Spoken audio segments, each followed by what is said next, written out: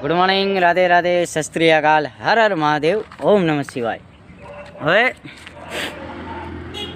મૃત્યુભોજ ખાવું એક મહાપાપ છે.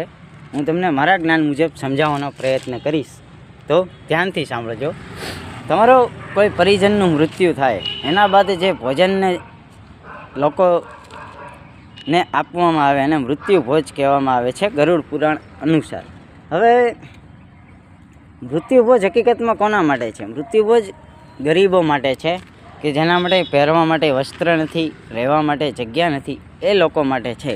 અગર કોઈ સુખી ઓર સંપન્ન વ્યક્તિ મૃત્યુભોજ ખાશે તો એ મહાપાપ થશે, એના જીવનમાં ઘણા ઉતાર ચઢાવ આવશે. માટે મૃત્યુભોજ ના ખાવું જોઈએ. એનું કારણ છે કે જે વ્યક્તિ પીરસતો હોય તેનું પણ મન દુઃખી હોય છે, અને જે વ્યક્તિ ખાનો ગ્રહણ કરતો હોય તેનું પણ મન દુઃખી હોય છે, કારણ કે એનો પરિજન આ દુનિયાને છોડીને જતો રહ્યો હોય છે. માટે મૃત્યુભોજ ના ખાવું જોઈએ. વાત સમજાય તો લાઈક કરો, અને હંમેશા માતા પિતાની સેવા કરી સત્ય વચન કરો, અને પ્રકૃતિ સાથે સમય વિતાવો, પોતાની ઓરા સ્ટ્રોંગ કરો. હર હર મહાદેવ.